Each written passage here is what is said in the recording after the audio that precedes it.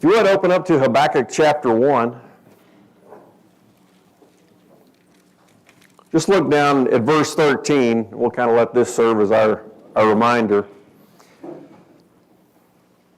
As Habakkuk asks God these questions, he sees what's kind of coming soon and coming quickly about the destruction of Jerusalem and Judah. And yet, I want you to notice verse 13. It says, your eyes are too pure to approve evil, and you cannot look on wickedness with favor. Why do you look with favor on those who deal treacherously? And then he poses this question. Why are you silent when the wicked swallow up those more righteous than they? And if you look at the heart of that question, what do you hear? What's the root of it?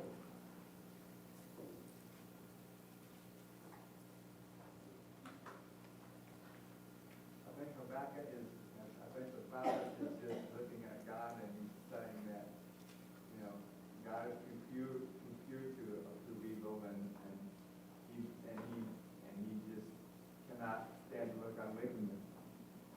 But I think that he also knows that God has to do something, but he doesn't really know what. And I think that's why he's questioning God. Right. You see these questions of going, I know you're pure. I know these things. And yet at the same time, to see at the end of verse 13, he says, why are you silent? Do you ever wonder that? In the midst of all these things going on, of seeing a more wicked people destroy someone who is less wicked, and you see this come about and you wonder, why the silence? And yet through all this to realize there are still the righteous around. And if you look back at verse 4, same chapter, he says, therefore the law is ignored and justice is never upheld, for the wicked surround the righteous, therefore justice comes out perverted. And you realize, are the righteous still around? Is there a righteous remnant that still remains? You come down through at the end of chapter 1 and as chapter 2 begins, Habakkuk has basically posed his questions and he realizes how he should respond. And so as chapter 2 opens up, he says, I'll stand on my guard post and station myself on the rampart, and I will keep watch to see what he will speak to me and how I may reply when I am reproved. What is Habakkuk's response? What's he going to do? I'm going to wait. He doesn't say, well, if you're not going to say something, then I'll just go take care of this myself.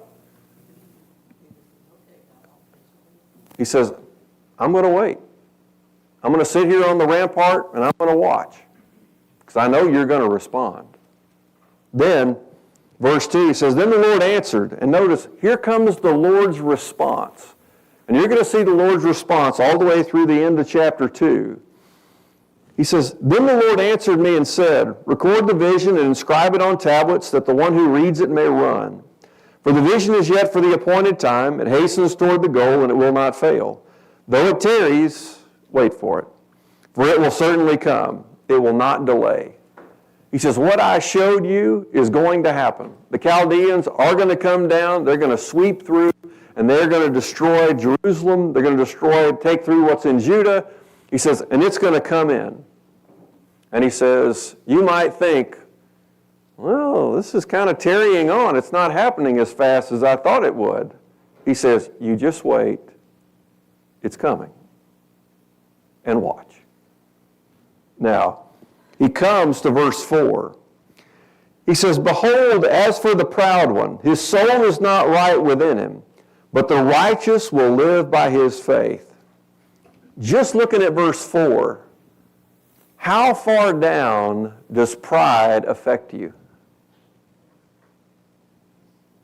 All the way down to the eternal side of you, to the soul. Do we ever think about pride having that kind of effect? That it really digs down to the very core of the soul? Because if you notice the way he puts it, he says, as for the proud one, He says his soul is not right within him. He says when pride comes in, what does it do to the soul? Destroys. He says it's not right within him. You realize, can we be a people who hold on to pride and go, it'll be okay?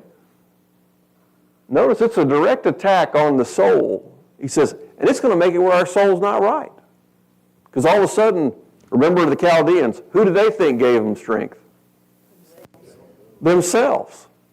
Now, as doing that, God's already told Habakkuk, he says, just watch. It's going to happen right in front of you. And he says, and the proud, he says, their soul's not right. And then you go, but what about the righteous who are in the midst of this wicked nation of Judah? He says, how are they going to make it through this? He says faith.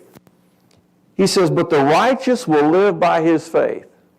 He says, this is what's going to give this ability to continue to endure.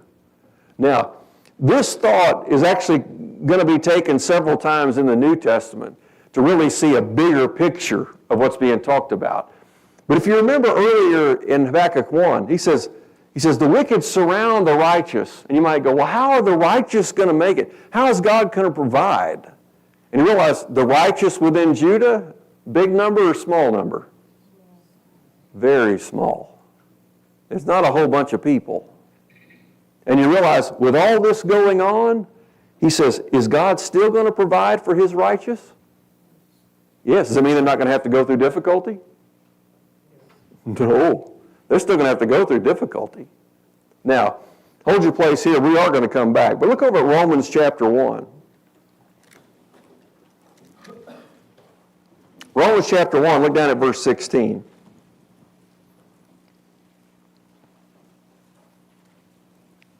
Of course, as Paul writes to the saints in Rome, both Jewish, Gentile, Romans 1:16 says, for I am not ashamed of the gospel, for it is the power of God for salvation to everyone who believes, to the Jew first and also to the Greek.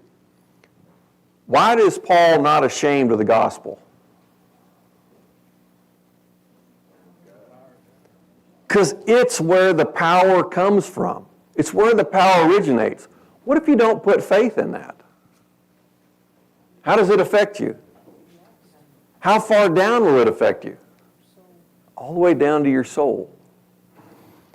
He says, I'm not ashamed of the gospel, and here's why. He says, because it's the power of God for salvation. And it doesn't matter whether you're Jew, it doesn't matter whether you're Greek. Then he goes on to say, he says, to the Jew first and also to the Greek, then verse 17. And in it, in what? In the gospel, the righteousness of God is revealed from faith to faith. He says, here it is being revealed, says from faith to faith. And then comes a direct quotation from Habakkuk chapter 2. He says, but the righteous man shall live by faith. He says, what if there's no faith response to God? What will be forfeited? What are you going to lose? Your soul. You're going to lose your life. You'll lose salvation. Now, we throw this word around, salvation, a lot, and typically people even ask, are you saved? Have you ever thought about what are you saved from?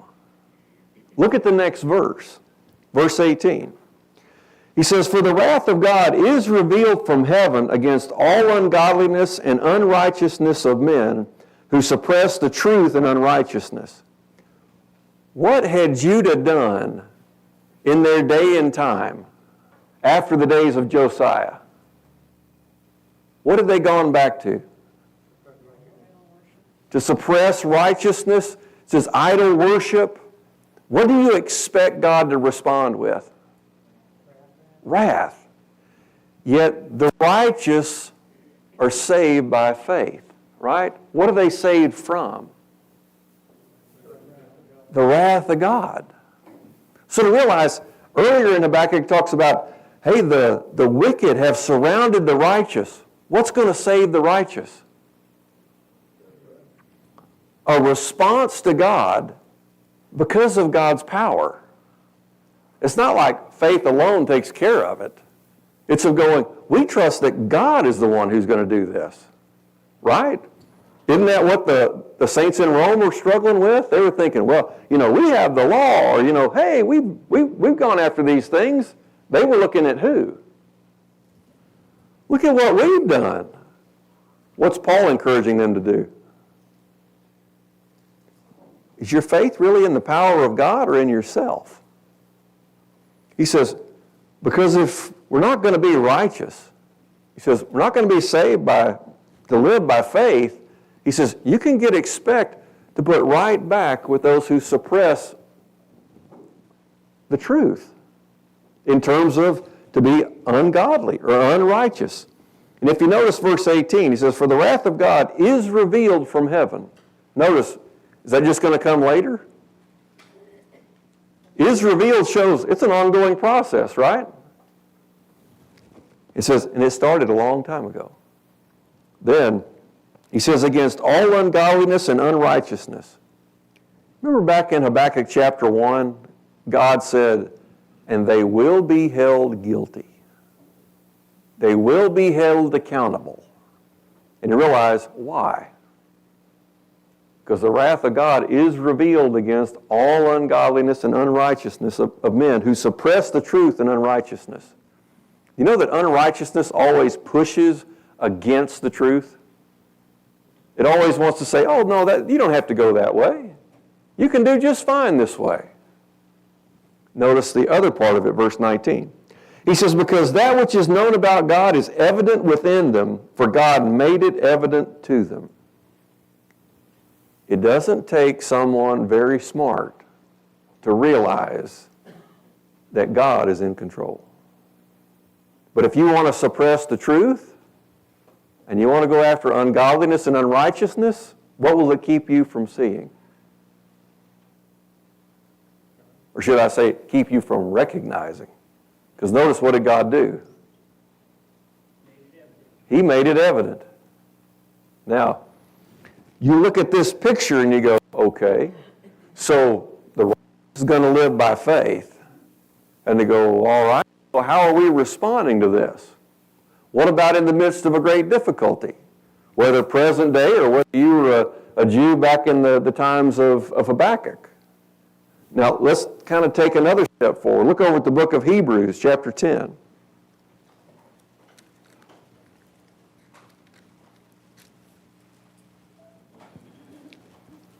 Hebrews chapter 10, look down at verse 35.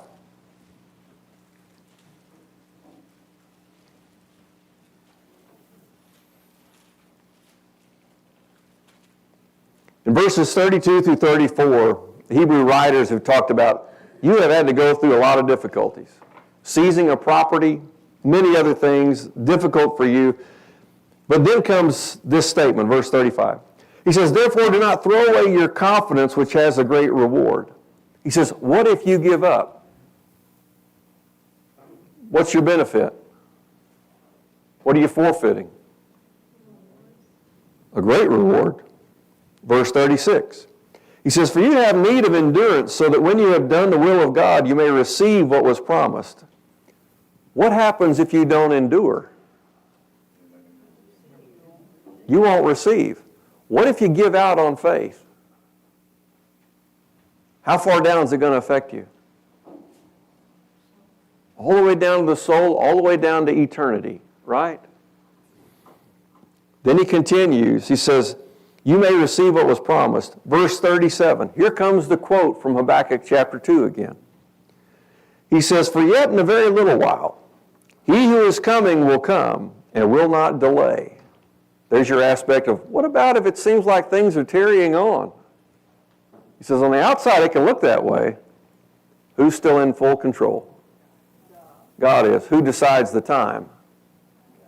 He does. Even if it seems a little tardy to us, he says, that's because we don't see very well. Then verse 38. He says, but my righteous one shall live by faith. What if he doesn't? What if there's not a response out of faith in the midst of being surrounded by the wicked? Look at the rest. He says, and if he shrinks back, my soul has no pleasure in him. He says, what if there's a shrinking back away from righteousness by faith in what God is doing and what God did through his Son for us? He says, notice the outcome. Is his soul going to be pleased? And now look at how far down it affects us. Look at verse 39. He says, but we are not of those who shrink back to destruction, but of those who have faith to the preserving of the soul. Look at how far this righteousness by faith through the gospel of Jesus comes. He says, now, in the midst of difficulties, if we shrink back, God says, I take no pleasure in that. My soul takes no pleasure in that. Whenever you don't trust me, whenever you can't see that I stand in control, when you can't see that I can lift you up, he says, my soul takes no pleasure in that. Then he flips it around again in 39. He says, but we are not of those who shrink back to destruction. Where does the shrinking back take you to? You go right back toward into the wrath of God. Isn't that what destruction is? Isn't that what God was going to do in Judah after the days of Habakkuk? Then he says, but are of those who have faith to the preserving of the soul. He says, that's where we need it. And notice, do the righteous get taken care of? All the way. Even to die in the midst of that, will you still be taken care of? Yes, because where does it leave you? The preserving of the soul. Come back to Habakkuk chapter 2. So when these things all come together, he says, behold, as for the proud one, his soul is not right within him, but the righteous will live by his faith. There's got to be a response toward what God desires and to walk in it. He says, the righteous will live by his faith. Verse 5, furthermore, wine betrays the haughty man, so that he does not stay at home.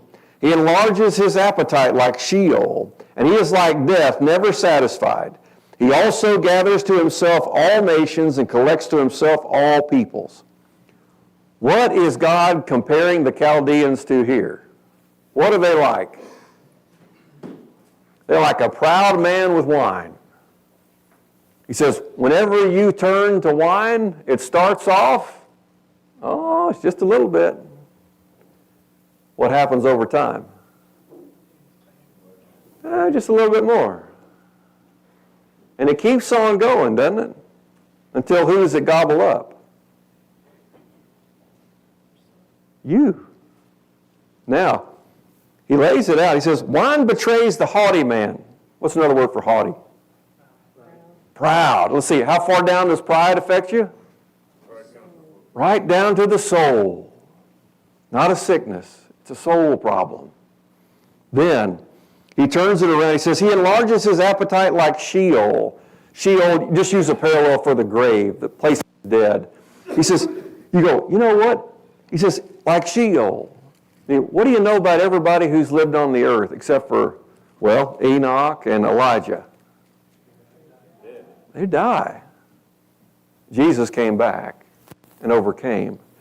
But you look at this and go, you see the appetite of Sheol? It comes for everybody. He goes, that's the way the Chaldeans were. Didn't they go after everybody? They did. They're very proud. He says, and he is like death, never satisfied. He says, he gathers to himself all nations and collects to himself all peoples. He says, there wasn't anybody, they said, no, we don't want to take them. He says, we want every people, we want every nation. And I don't know if you remember or not, whenever we went through 2 Kings 24:7, it talked about that Nebuchadnezzar, the king of Babylon. He says, he went through all the way from the brook in Egypt, all the way up to the river Euphrates, and he took it all. He took it all from the king of Egypt. You talk about a wide swath. Sounds just like the way that God told Habakkuk it would happen, right? Notice from here on out, you're going to see the Lord tell Habakkuk about 5 woes. Going to be 5 of them. They're each going to be about 3 verses. The last one will just be 2 verses. But you think through these 5 woes that are going to come on. Now I want you to see the way they're described. Look at verse 6. He says, will not all of these, and all of these is all those nations, all those peoples that he talked about in verse 5. He says, will not all of these take up a taunt song against him, even mockery and insinuations against him? He says, whenever the Chaldeans go down, and the Chaldeans kind of came together with the Babylonians. He says, whenever you see them go down, all those peoples and all those nations are going to take up a taunt. He says, they're going to mock them. Oh, you're so strong, are you? He says, oh, well, woe to you. And here's going to be the response. And God's telling Habakkuk, this is before it ever takes place. He says, here's the first woe. And if you think about woes, just woe, W-O-E, he says, this is the idea of what it's like. Here's why you're cursed. And here's the outcome of it. It's not just, and here's what's coming. He says, this is why, and this is what's going to happen. So notice the rest of verse 6. He says, and say, woe to him who increases what is not his, for how long, and makes himself rich with loans? Will not your creditors rise up suddenly, and those who collect from you awaken? What's the woe aimed toward? He says, you remember all your loans? This is kind of the first woe is like a finances kind of thing. It's like, what about whenever the loan shark and the creditor and the collector all come together? I've never had this happen to you. All of a sudden, they come to collect. They take your car back. Whoa. They come to repossess the house. Not making the payments you said you would. This is a little bit different of a picture here. This is whenever you have one institution who's handing out loans to people, and yet they're in debt to somebody who's even above them. Let's see. Who are the Chaldeans indebted to? Who raised them up?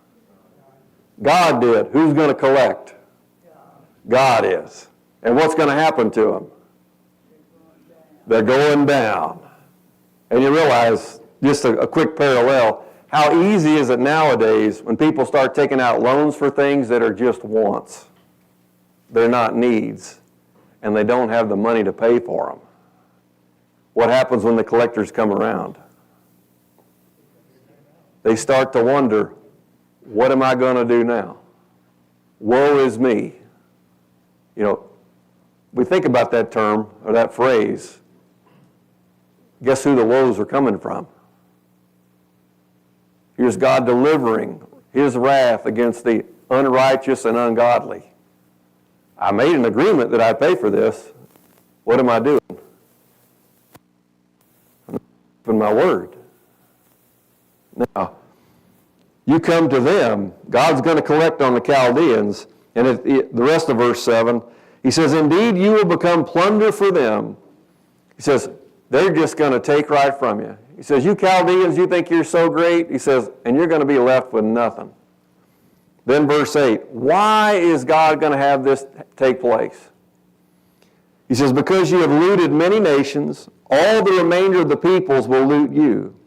Because of human bloodshed and violence done to the land, to the town and all its inhabitants. What is the price they're going to have to pay for? He says, you destroyed them. You shed their blood.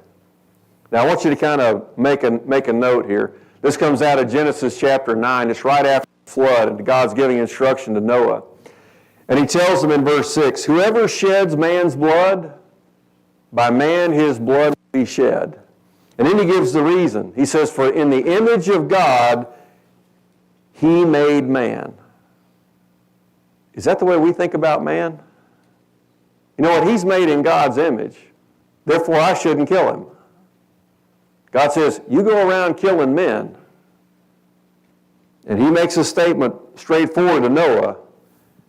He says, the lifeblood is going to be required.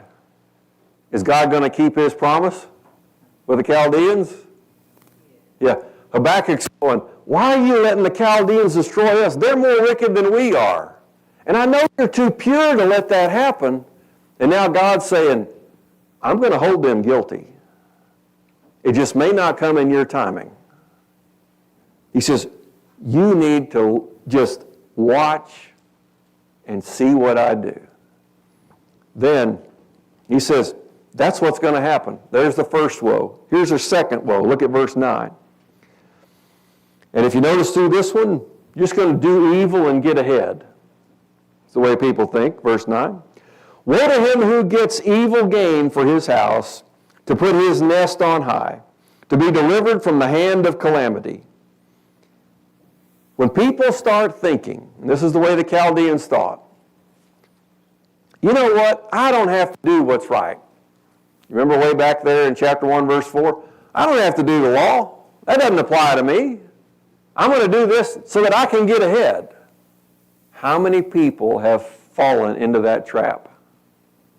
It's just one time that I'll do it. It'll be okay. And then all of a sudden, boom, you see him being carried off by the police. And you go, I guess that didn't go too well, did it? And once again, you see the wrath of God carried out against who? All unrighteousness and ungodliness. God holds the guilty guilty. Now, you see the picture here. If you notice in verse 9, it says, to put his nest on high. If you look back real quickly at chapter 1, and you look at verse 8, you remember the comparison he made with the Chaldeans? He says, their horses are swifter than leopards and keener than wolves in the evening. Their horsemen come galloping. Their horsemen come from afar. They fly like an eagle swooping down to devour. Oh, what eagles dwell in? Nests. Well, we're just going to set our nest up a little bit higher, and we're going to destroy people, even if it means we're doing something that's evil or wrong, so that we can have some gain. It's self-centered, of course. And so when he makes this statement, woe to him who gets evil gain for his house. He says to put his nest on high. He says to be delivered from the hand of calamity. He says, is that going to keep you from calamity? Nope. It's sure not. What would deliver you from calamity? The righteous shall live by faith. Verse 10. He says, you have devised a shameful thing for your house by cutting off many peoples. So you are sinning against yourself. We would probably use this phrase, you shot yourself in the foot. He says, you did this to yourself. This is self-inflicted. Nobody made you do this. This is your choice. He says, and here's your curse from God. He says, so you are sinning against yourself, verse 11. Surely the stone will cry out from the wall, and the rafter will answer it from the framework. He says, your own house is against you. If you think about houses for them being made out of stone walls and wooden rafters, he says, even the stone's going to cry out to the rafter. Well, what happens if the walls and the ceiling fall in? Not good. Been destroyed. Been completely laid low. So, you see, when people are going to, the second woe, doing evil to try and get ahead. Woe to you. And that's what the Chaldeans were doing. Here's the third woe, verse 12. Woe to him who builds a city with bloodshed and founds a town with violence. And you might have a footnote for violence that says injustice. Woe to the one who builds the city based upon violence and injustice. He says, if you think you can get around because of your strength and your might, let's see, the Chaldeans thought that. Hey, our strength and our might's our God. That's us. He says, you're going down. He says, and I say you're going down. He says, woe to you when you do this.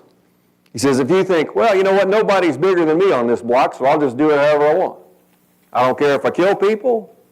Maybe you think back to the story of wicked King Ahab and his wife Jezebel. Well, the vineyard right next to the palace looked really good to him, but he wasn't going to sell.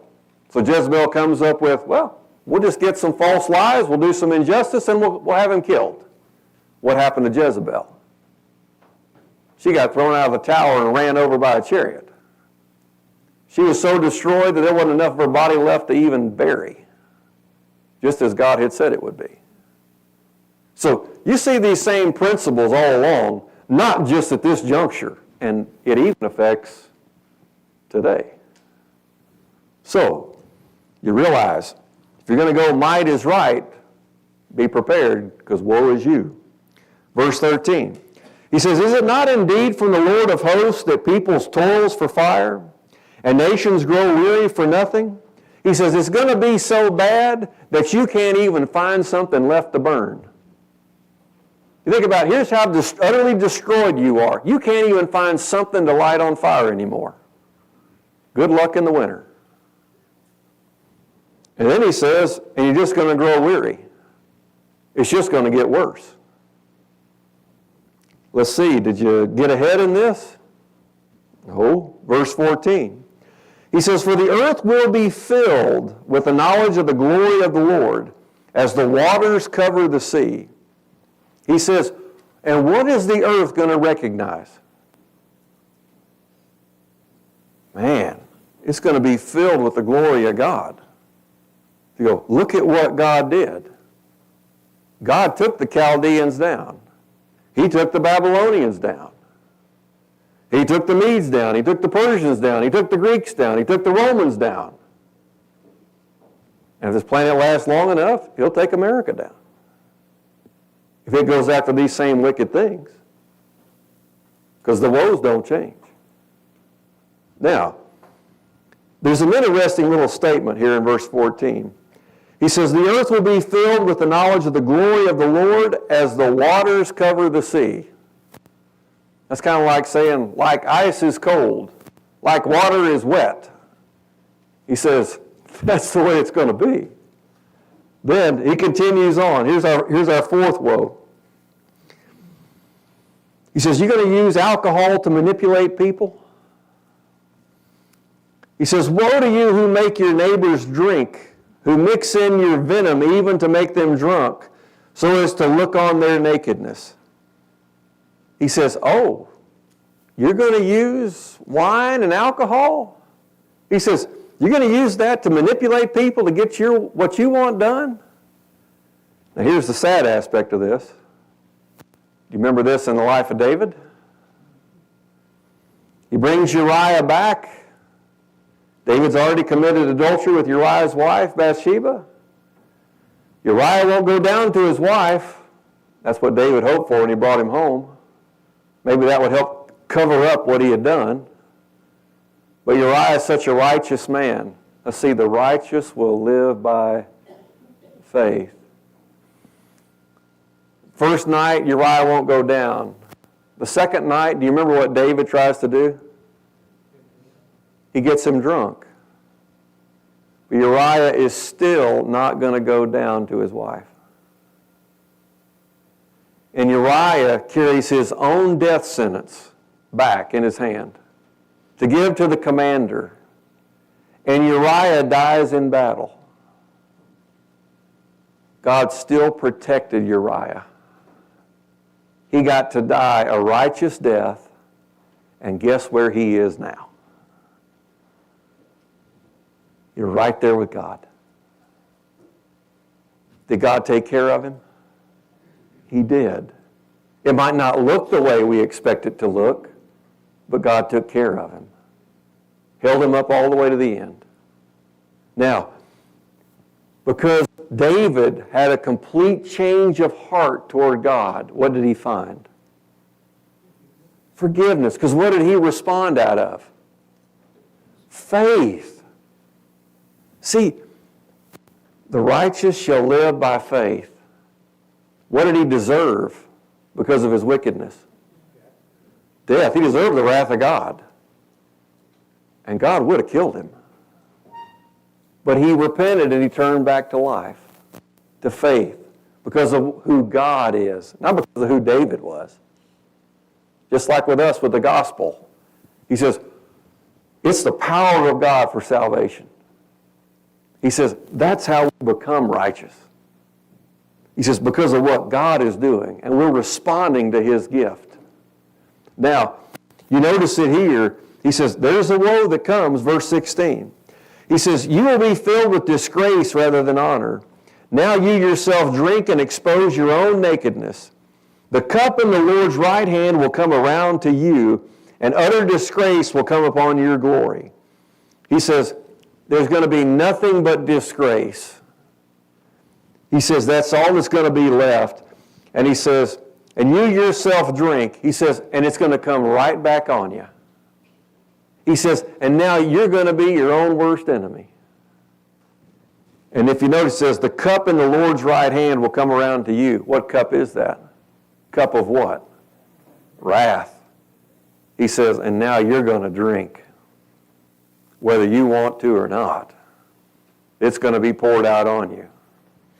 Now, if you think forward here, remember Jesus in the garden? He says, let this cup pass from me. What was God going to pour out on Jesus on the cross? God's wrath was going to come out on Jesus. For whose sake? Ours. That's the power of the gospel. And then he died for our sin and he was raised from the dead. That's why the righteous live by faith. You come back here. He says, the cup in the Lord's right hand, he says, this is just going to be a wrath on the Chaldeans. He says, will come around to you, and utter disgrace will come upon your glory. He says, oh, you thought you had glory. What's it going to look like now? Utter disgrace. Verse 17. He says, for the violence due to Lebanon will overwhelm you, and the devastation of its beasts by which you terrified them.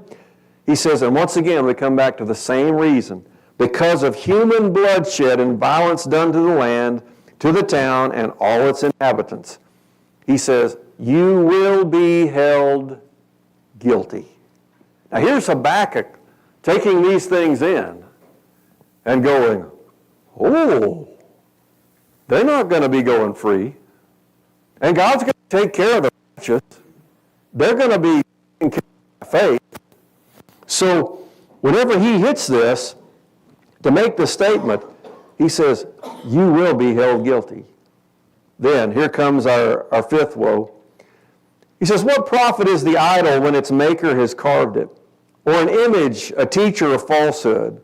For its maker trusts in his own handiwork when he fashions speechless idols.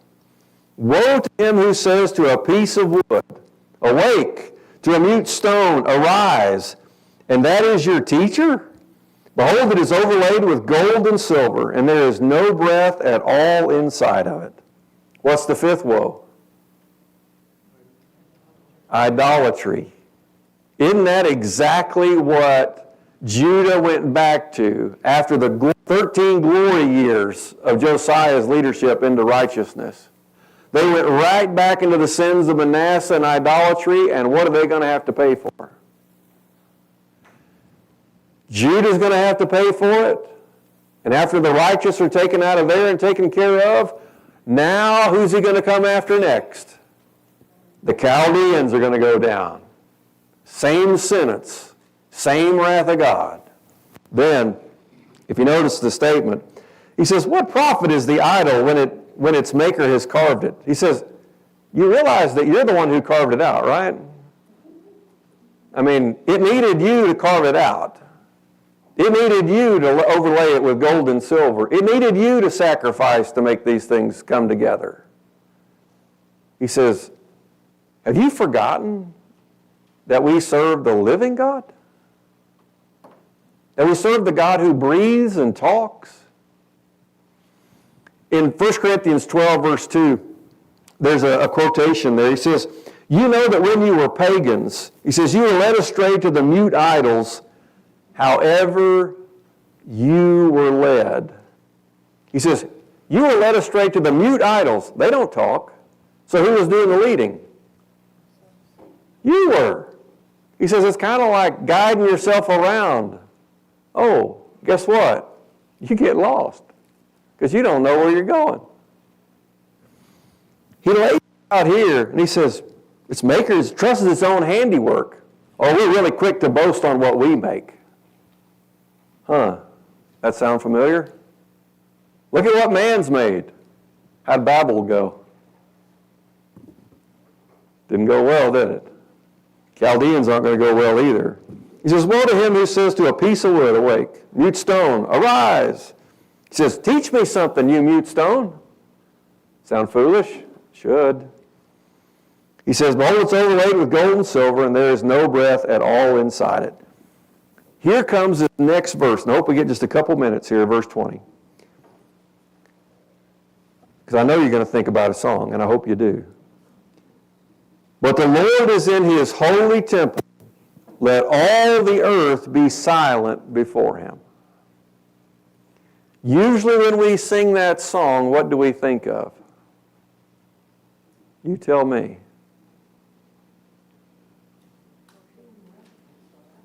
What's that? Being reverent. What was it? Before you worship. I want you to notice, what does this come after? All these 5 woes, all the pride of the Chaldeans. Remember the question that Habakkuk asked? Why are you silent? What's the response? He doesn't have to talk. He does it. That's probably not the way we normally think about things when we sing that song. The Lord is in his holy temple. Let all the earth keep silence before him. He reigns, and he does not need our instruction. Here's Habakkuk. Remember what his response was? I'm going to sit on this rampart, and I am going to watch. It's not timing up to me. It's not up to my strength or what I think it ought to go. God's going to hold the guilty accountable. All I have to be centered in on is, am I going to work off of faith so that I can live by righteousness that God provides? The Lord is in his holy temple. Let all the earth keep silent before him. He doesn't need us. We desperately need him. Where is your faith? Lord willing, next week we'll come back, cover chapter 3, and you'll see the response